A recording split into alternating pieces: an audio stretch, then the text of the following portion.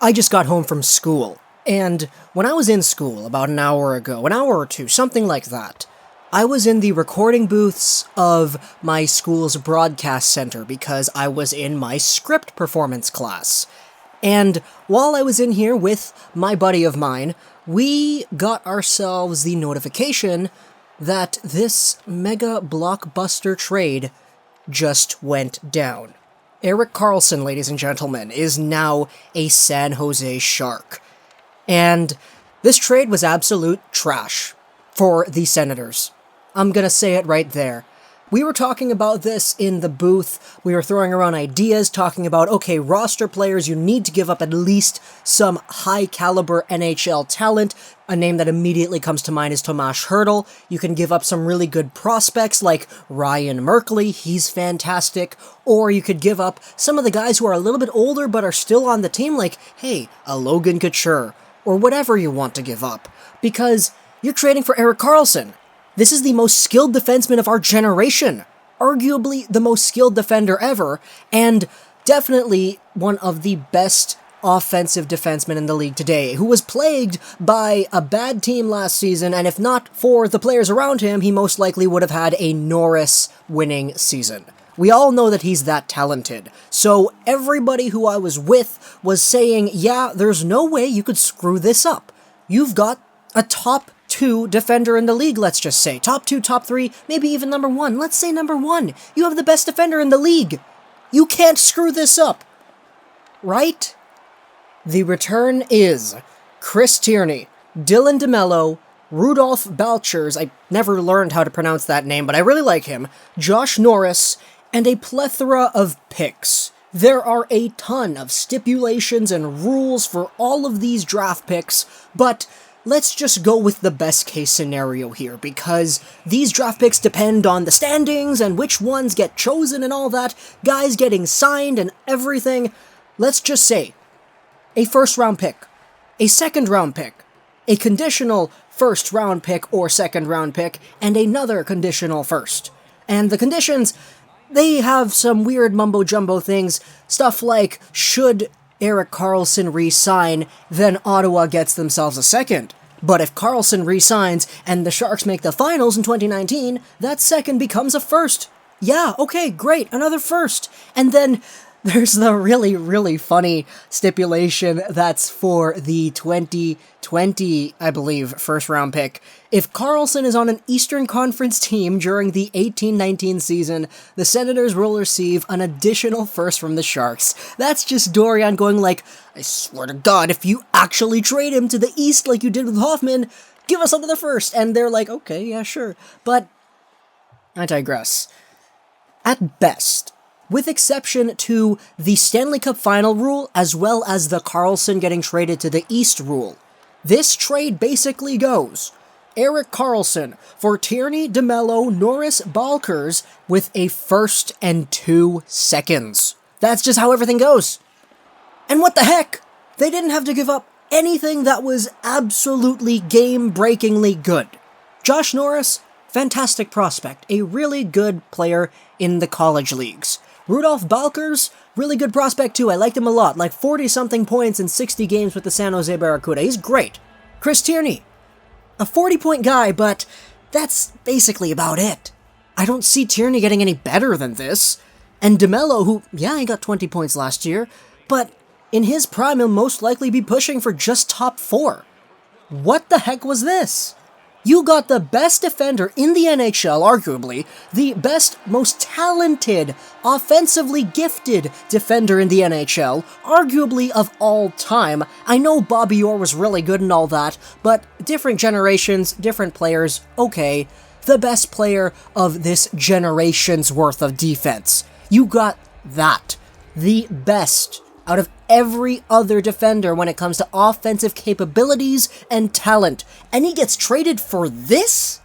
A 40-point normal forward who's not going to get any better.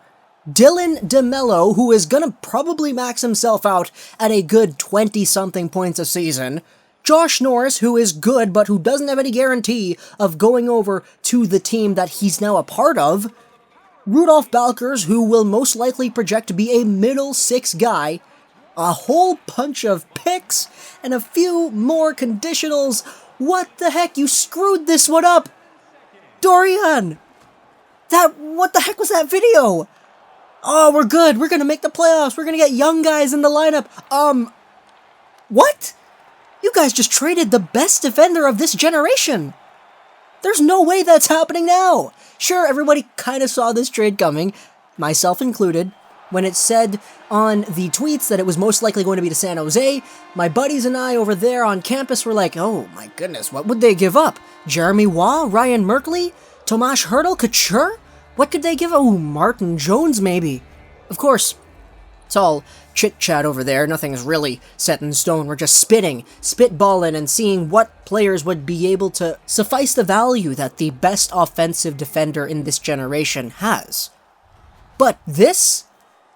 You could have squeezed out, like, a Ryan Merkley into this deal, and I think that it still might have not been enough. Honestly. Norris and Balcers are good. Tierney, maxed out. DeMelo, picks? Okay, but that's picks. Obviously, everybody's saying the real winner is the Colorado Avalanche, because the Ottawa Senators, all they've really gained in regards to their on-ice product over there at the Canadian Tire Center, just a 40-point forward who will most likely play in the top 9, and Dylan DeMelo. This is going to tear apart the Ottawa Senators going into next season, and the Colorado Avalanche are the ones who are sitting here laughing their heads off because, you guys suck. We got your first. Awesome.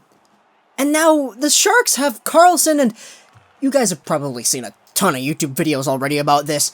This was a terrible trade. Arguably the best trade of this generation for the San Jose Sharks. Arguably the worst trade of the salary cap era for the Ottawa Senators. A few people have differing opinions about this. People say, oh, Hall for Larson, that was the worst trade of the cap era. Or, Brandon Saad for Panarin, that is the worst trade of the cap era. This trade takes the cake. He takes the cake. And I didn't even mention the prospect that the Ottawa Senators gave up, Francis Perron. He's not bad either. Like, there's just so many things wrong about this. And anybody who's looking at this and saying that it could potentially be a good deal for the Senators, it just... Man, I don't know what to say. I really don't. I didn't even really talk about Karlsson playing for the Sharks all too much. We all know that he's going to be great. He's going to be putting up those numbers like crazy now. Brent Burns is going to find a resurgence. He's going to be putting up numbers now like crazy. 30 goals for Brent Burns. Here we go. All assisted by Erik Karlsson. This defensive pairing is most likely going to get themselves 60-plus points each. And if Brent Burns still plays out there with Braun or whatever it is, and Karlsson plays top 4 minutes, then just okay. But totally robbed it. They totally stole the show here, ladies and gentlemen. The San Jose Sharks are now going to be arguably the best team in the Pacific Division. They're probably going to go to the finals. Let's be real here. I don't know, man. People at school were saying it. People online were saying it. This trade, anybody who looks at this and acknowledges the talent levels of each of the people involved, it's just so bad. It's bad. You couldn't even squeeze out a Ryan Merkley or a Jeremy Waugh. Dylan DeMelo is the best defender that you could get back in this deal. And the Ottawa Senators are probably in a position where getting a defender or two, it wouldn't hurt them. They've got some good forward prospects, some good young forward guys already. Like, oh hey, Brady Tkachuk, he's pretty good. But now their prime, coming of age, number 1 defender in the league, Erik Karlsson, is now gone. And honestly, if this was the package that they accepted, I'm just so surprised that it was this one. I'm sure other teams would have been willing to give up much more than this. Better prospects than this. Don't get me wrong, I like Norris and I like Balcers, but there are better prospects around the league that you could have gotten. Plain and simple. Heck, you could have argued that Ryan Merkley is better. And you could certainly say that because he's an extremely talented offensive defenseman. But I guess, in the end, the Ottawa Senators just don't really like offensively talented defensemen, now do they? Hope you guys enjoyed this video. Plus, that's saying gaming, and bye.